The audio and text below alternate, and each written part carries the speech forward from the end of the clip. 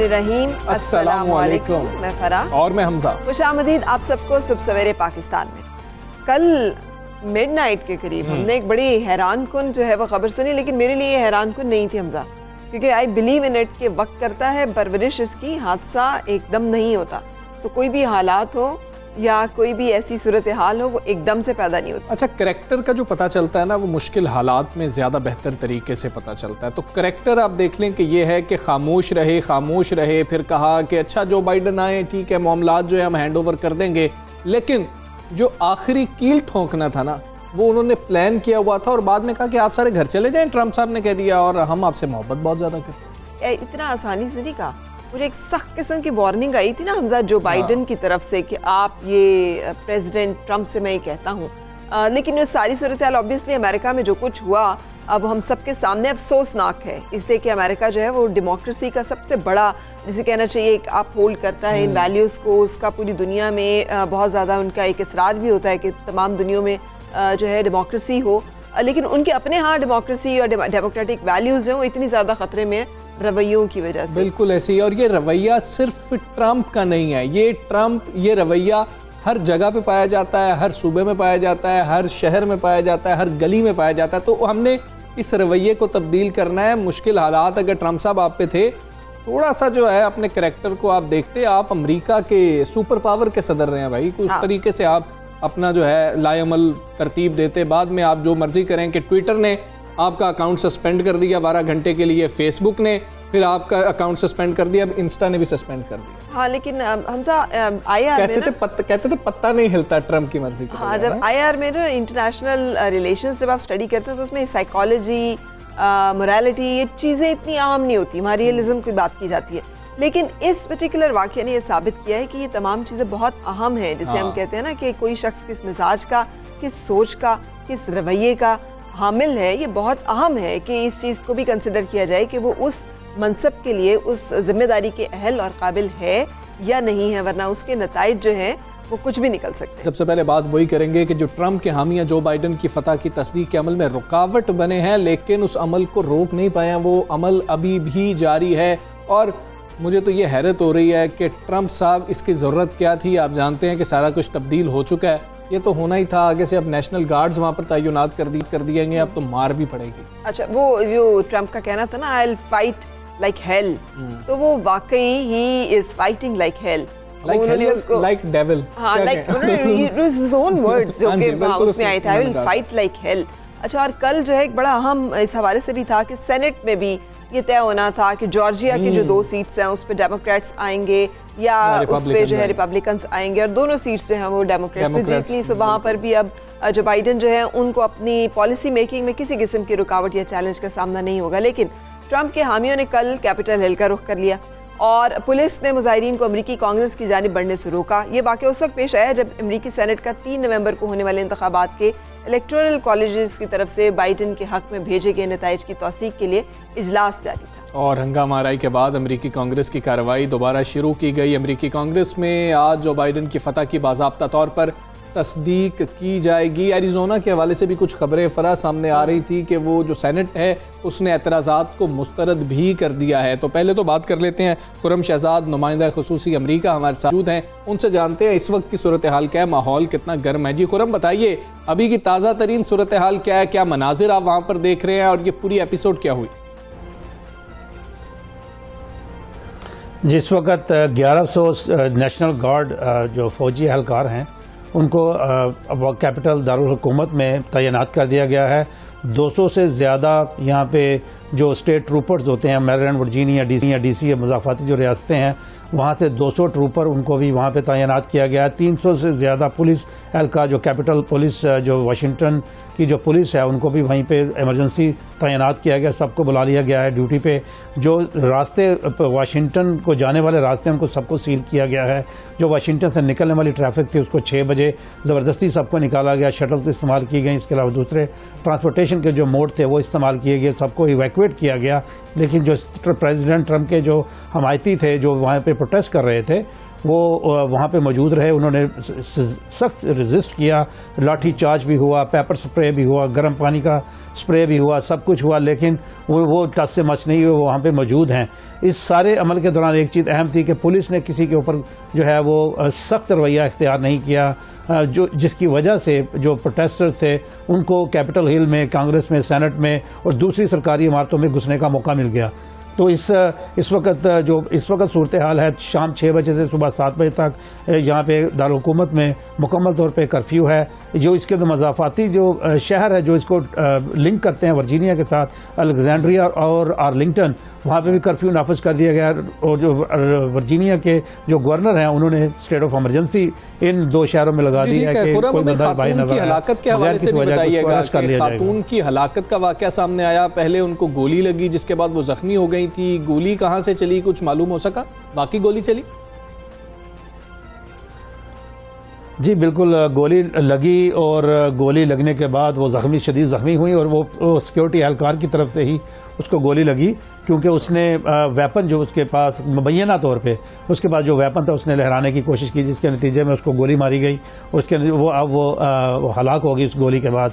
लेकिन जो अभी इस वक्त जो प्रोटेस्टर्स जो हैं इस वक्त अभी सेशन जारी है, जो सर्टिफिकेशन का जो इलेक्ट बाइडन जो हैं उनको प्रेसिडेंट इलेक्ट बाइडन को प्रेसिडेंट बनाने के लिए सर्टिफिकेशन का प्रोसेस जो है इस वक्त सेशन जारी है। रात के 11:30 बज रहे हैं, तो यहाँ पे सेशन जारी है इस वक्त। और जो प्रोटेस्टर्स हैं उन्होंने कोशिश की थी कि फ्रंट की तरफ से सारे उन्होंने रास्ते ब्लॉक किए हैं, तो वो बैक से जो कांग्रेस और सेनेट की जो बैक साइड से जहाँ पे कम सिक्योरिटी थी वहाँ से उन्होंने जाने की कोशिश की, वहाँ पे इकट्ठे हुए, आप हमारे साथ रहिएगा, कुछ लोगों ने उसको इसके ऊपर आपसे जानते रहेंगे। लेकिन आदिल नजम साहब हमारे साथ हैं, डीन बॉस्टन यूनिवर्सिटी, अस्सलाम वालेकुम, सीनियर तज्ज़ियाकार भी हैं, thank you for joining us. फरमाइएगा, ये वाकया अचंभे की बात है और कितना अहम है ये वाकया और इसकी टाइमिंग, ये जो इजलास इस वक्त जारी है इसकी क्या अहमियत है और इस वाकया से क्या कुछ असर और फ़र्क पड़ेगा? क्या आइंदा आने वाले दिनों में देख रहे हैं आप इसके अमरीकी सियासत के ऊपर असरात?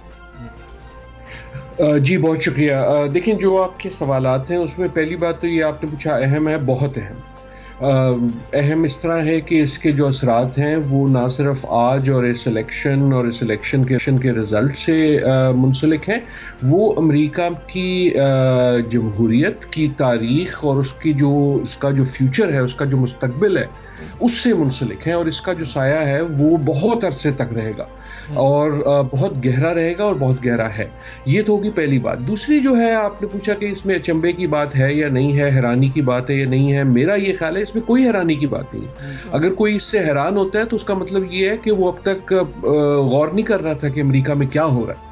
वो गौर नहीं कर रहा था कि सदर ट्रंप जो हैं वो किस किस्म की बातें कर रहे हैं और किस नहज पे अमेरिकन जमहूरियत को लेके जा रहे हैं। और वो उस किस्म की बातें जो हम दूसरे ममालिक में देखते थे, दूसरी दुनिया में देखते थे, जिसको अमेरिका जो है वो एक तंज का या एक पॉलिसी का निशाना बनाया करता था, वो हमने होते हुए देखा। ना सिर्फ आज, अब अगेन मैं कहूँगा इसमें मेरे ख्याल में अचंभे की बात नहीं है, दुख की बहुत बात है, इसमें अमेरिका के लिए शर्म की बहुत बात है, इसमें जमहूरियत के लिए दुख की बात है, लेकिन अचंभे और सरप्राइज की बात नहीं है। सदर ट्रंप जो हैं वो मुसलसल ये कहते रहे हैं कि जी मैं नहीं मानूंगा।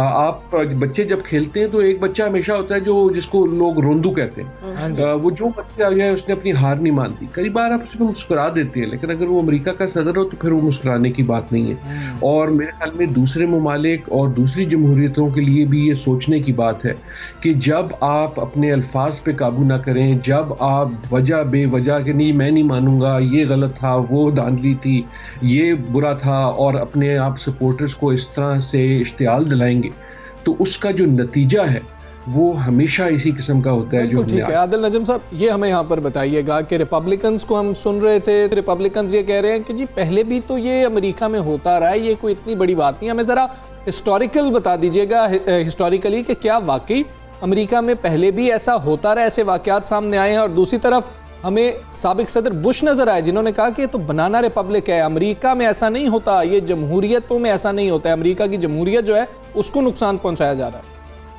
पहुंच गया है, नुकसान पहुंच गया है। देखिए दो मुख्तलिफ बातें हैं, जो सदर बुश ने या सदर क्लिंटन ने या सदर ओबामा ने, हर जो साबिक सदर है और जो मुस्तकबिल के सदर हैं बाइडन, उन्होंने कहा है, या कोई भी ज़ही शऊर आदमी अमेरिका में आज कह रहा है, वो ये कह रहा है कि ऐसा अमेरिका में नहीं होता। और उनका मतलब ऐसा से है कि जो हमने कांग्रेस पे देखा कि जो राइटिंग है, जो लोगों ने खिड़कियां तोड़ी और वो अंदर गए और उन्होंने पुलिस को मारा, और जिस किस्म की हम हुल्लड़बाजी तो बहुत छोटा सा एक लफ्ज़ है ना, जिस किस्म का हमने आज तशद्दुद देखा, वो सब कह रहे हैं कि नहीं होता और इससे पहले नहीं हुआ।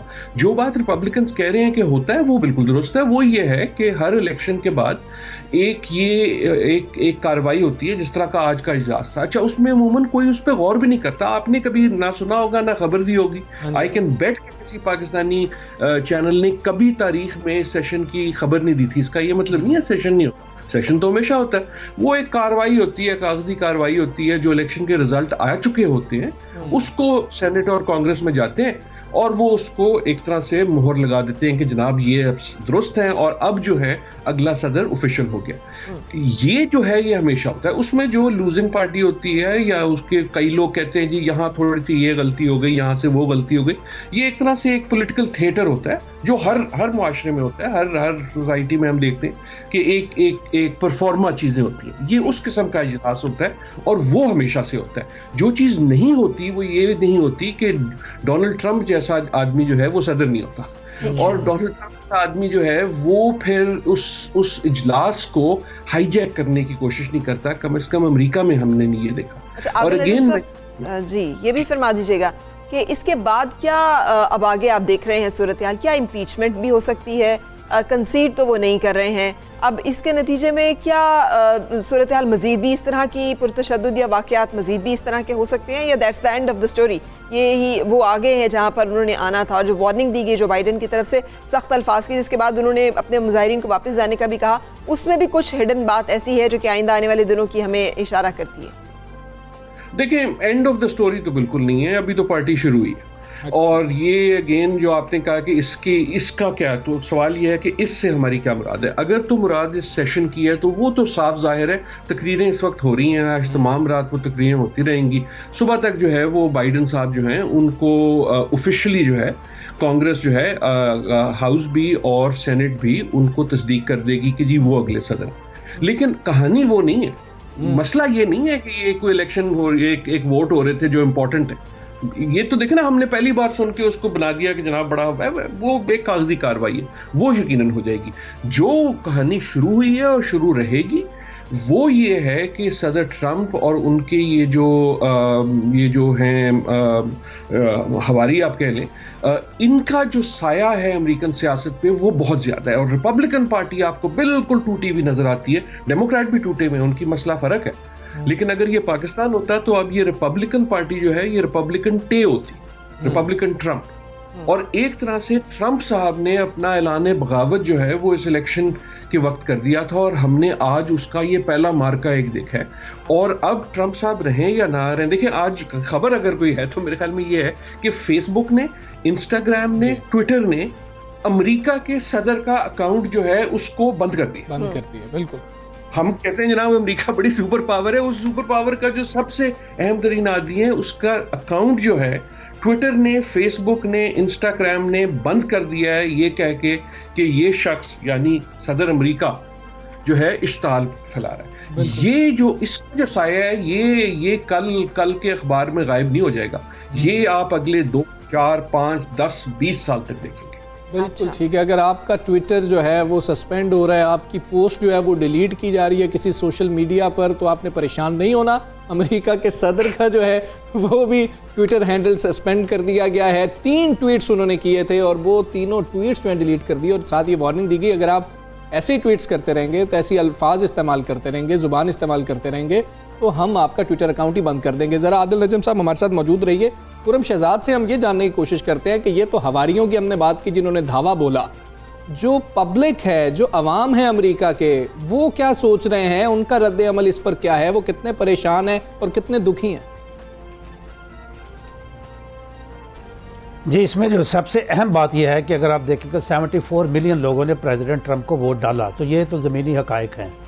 प्रेसिडेंट ट्रंप के जो सपोर्टर हैं, अभी यहाँ पे अगर आप वर्जीनिया की बात करते हैं, जिस वक्त जहाँ पे इस वक्त मैं मौजूद हूँ, तो यहाँ पे जो उनका सपोर्ट जो लोग हैं, उन्होंने ना सिर्फ सोशल मीडिया के ऊपर, जो हमारे लोकल कम्युनिटी के जो सोशल मीडिया है उनके ऊपर बहुत भरपूर तरीके से एहतजाज किया कि freedom of speech, freedom of expression को सप्रेस करने की कोशिश की जा रही है। एक ऐसा चंद उनका ये जो रिपब्लिकन उनकी जो सपोर्ट बेस है, उनका ये कहना है कि प्रेसिडेंट ट्रंप के हमायतियों को प्रवोक किया जा रहा है कि वो ये सारे काम करें जो वो कर रहे हैं, जबकि इलेक्शन का भी फैसला होना है, रिग्ड इलेक्शन है।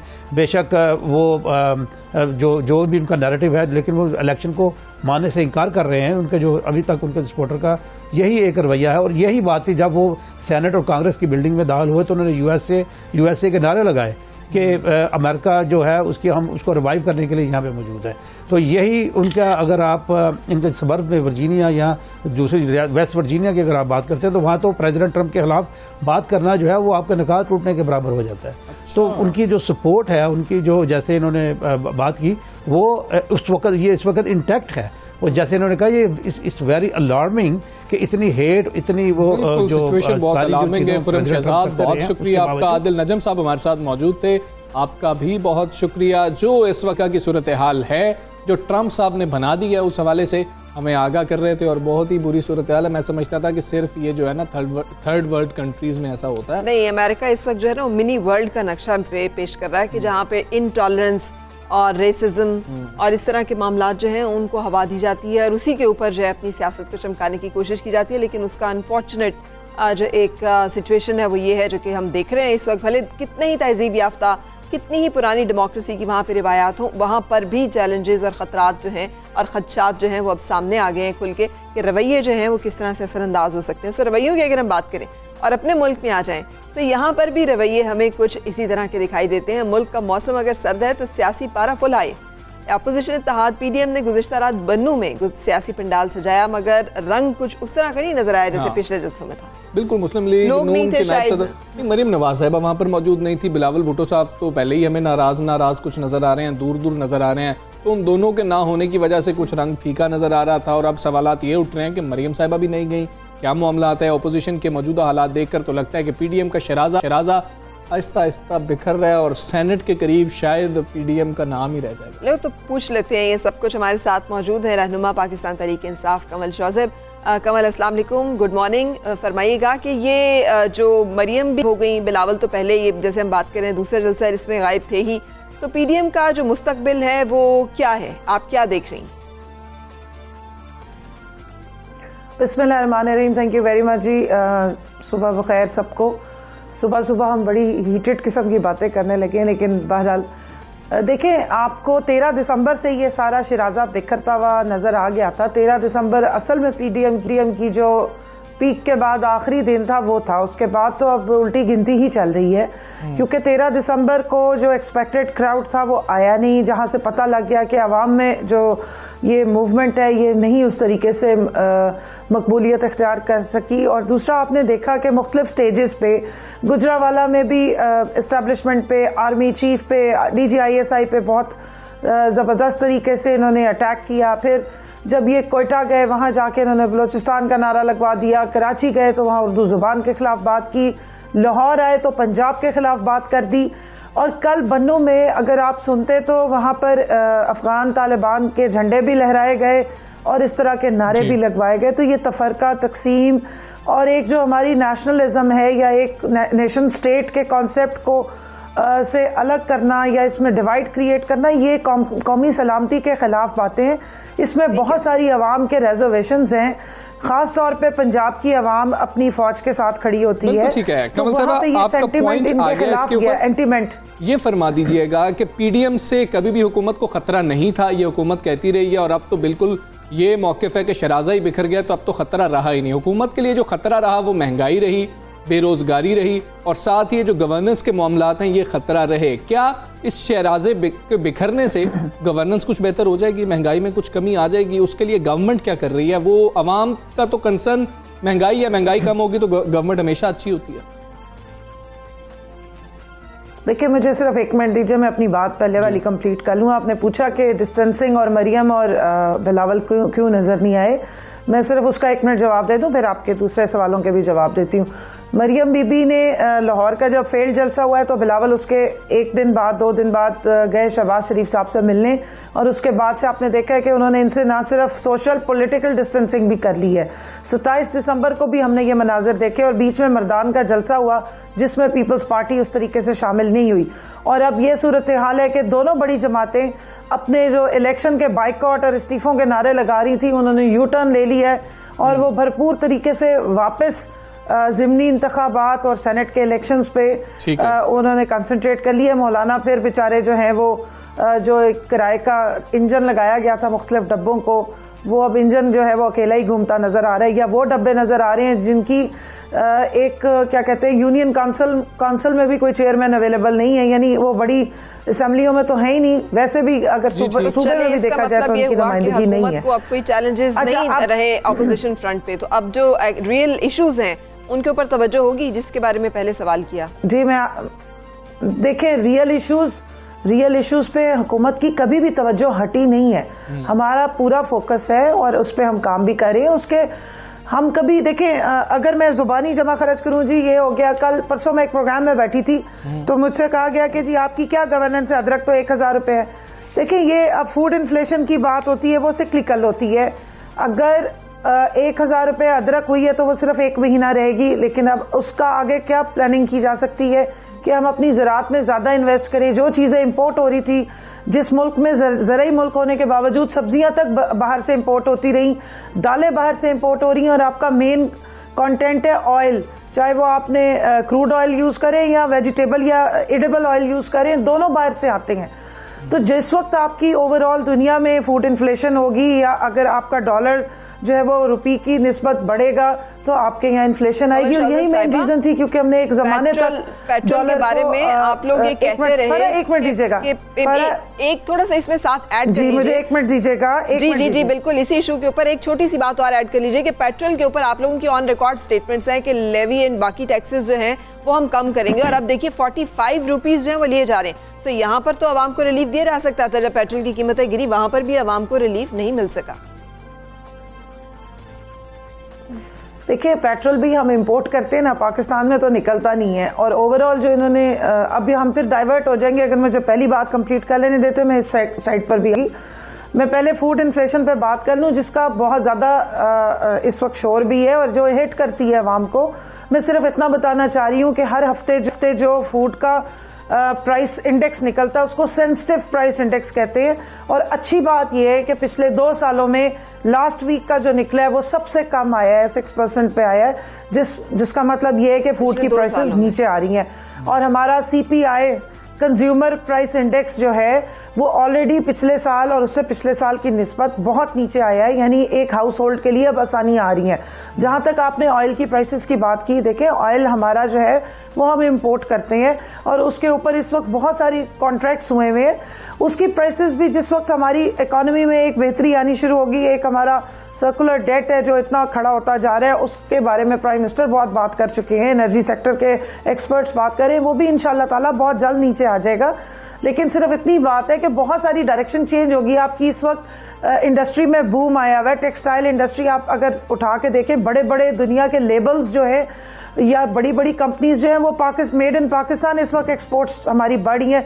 2.35 बिलियन सिर्फ एक महीने की हमारी एक्सपोर्ट्स हैं, जो पिछले 10 सालों में उसने अपना खुद रिकॉर्ड ब्रेक किया है। कंस्ट्रक्शन सेक्टर में बूम है, इसका इम्पैक्ट ट्रांसलेट होता है आम आवाम तक, और वो भी अब आपको जल्द ही ग्राउंड पे चीजें नजर आनी शुरू होंगी। लेकिन जहां एग्रीकल्चर है उस पर इन्वेस्टमेंट हो रही है और एक लॉन्ग टर्म प्लानिंग है। ताकि अब हम टमाटर इंडिया से ना मंगवाएं, और अगर वो बॉर्डर बंद करें तो हमारे यहाँ टमाटर 300-400 रुपए ना हो, हमारे अपने मुल्क में ये चीजें प्रोड्यूस हो। हम ज़रूरी मुल्क है। कमल साहिबा, ये कह दीजिएगा कि पहले आपने वो उसकी बात की है, पेट्रोल की बात की है, वो नून लीग के दौर में भी हम इंपोर्ट ही करते थे, जब असद उमर साहब बताते थे कि इतना लेवी टैक्स जो है वो लिया जा रहा है। खैर, वज़ीर आज़म इमरान खान सानहा मच के जो अब लवाहिकीन वहाँ पर मौजूद हैं, उनसे मिलने के लिए क्या अभी तक आप हमें बता सकती हैं इस लम्हे तक क्या अपडेट है? क्योंकि अपोजिशन शायद इस मामले को फिर से कैच कर सकती है, जैसे मरीम नवाज साहिबा जा रही हैं, बिलावल भुट्टो साहब जा रहे हैं, वज़ीर आला सिंध सैयद मुराद अली शाह साहब भी जा रहे हैं। तो वज़ीर आज़म ने इस हवाले से क्या प्लान तश्कील दिया है और हुकूमत को क्या अपोजिशन को इसमें साथ नहीं मिलाना चाहिए?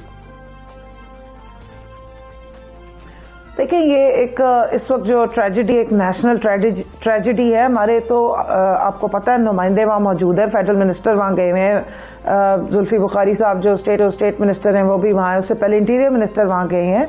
ये ट्रेजेडी बिल्कुल नेशनल ट्रेजेडी है, लेकिन ये किसी एक, मैं आपको सिर्फ क्लियर कर दूँ कि ये सिर्फ शिया कम्युनिटी पे अटैक नहीं है।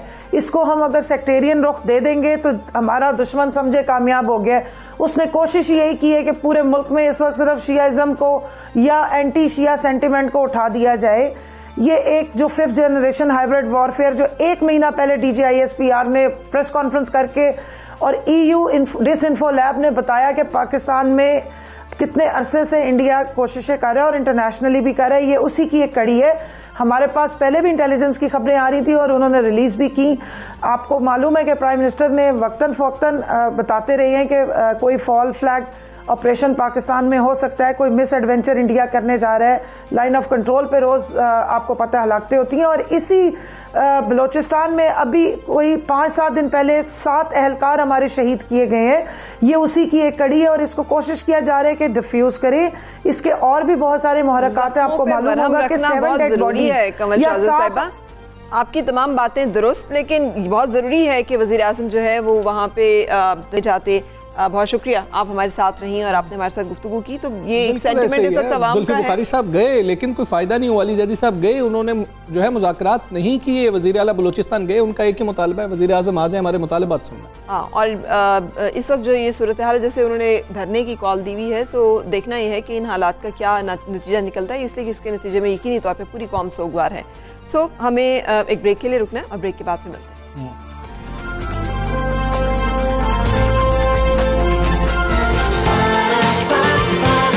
सुबह